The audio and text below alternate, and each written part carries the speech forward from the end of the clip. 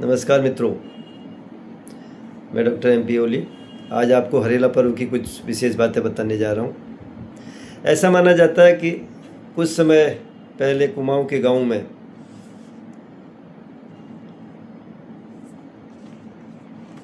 बारिश नहीं हुई थी। खेत सूखे और बंजर पड़े थे और अन्न की पैदावार भी बहुत नहीं हो पा रही थी। लोगों को समझ में नहीं आ रहा था कि कैसे आने वाले समय में वो अपना जीवन यापन करेंगे और कैसे भोजन ग्रहण करेंगे, क्योंकि अनाज ना के बराबर हो रहा था। धरती सूख रही थी। तभी गांव के बुजुर्गों ने सभी को इकट्ठा किया और भगवान शिव की आराधना करने को कहा। कई दिनों तक गांव वालों ने भगवान शिव की पूजा की। तभी भगवान शिव ने वर्षा करने का उन्हें वरदान दिया। इसके बाद हिमालय से बादल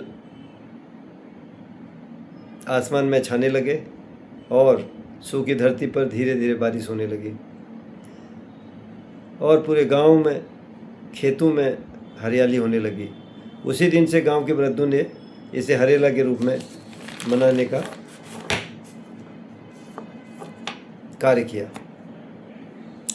यह भी माना जाता है कि पहाड़ों में तिमिल के पत्ते लाए जाते हैं और उनसे छोटी छोटी टोकरियां बनाई जाती हैं और उन टोकरियों में पवित्र मिट्टी भरी जाती है और घर के बड़े बुजुर्ग उन टोकरियों में गेहूँ, जौ, चना, मक्का आदि बीज बोते हैं।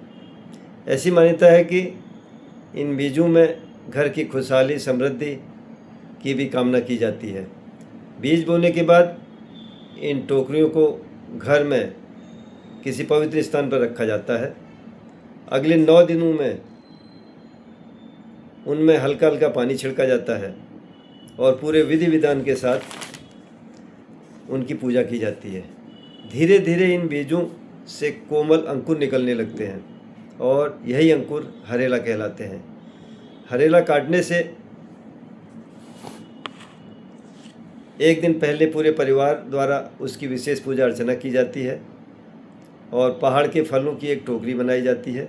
उन्हीं टोकरों में इसकी पूजा की जाती है और फिर कर्क संक्रांति की सुबह घर के मंदिर में भगवान शिव और माता पार्वती की पूजा की जाती है। पूजा के बाद हरेला को काटकर भगवान को अर्पित किया जाता है। उसके बाद उसी हरेला को घर के बुजुर्ग द्वारा बच्चे व अन्य सदस्यों के सिर में चढ़ाया जाता है और उन्हें सुख, समृद्धि, अच्छे स्वास्थ्य, उज्जवल भविष्य आदि का आशीर्वाद देते हैं और इसी तरीके से यह हमारा हरेला पर्व मनाया जाता है। पहाड़ों में इसकी बहुत मान्यता है। आज के डेट में यह एक प्रचलित पर्व है और बहुत श्रद्धापूर्वक इस पर्व को मनाया जाता है और अपने परिवार की खुशहाली की सभी लोग कामना करते हैं, अपने गांव की खुशहाली की सभी लोग कामना करते हैं। आपको पुनः हरेला की बहुत बहुत शुभकामनाएं।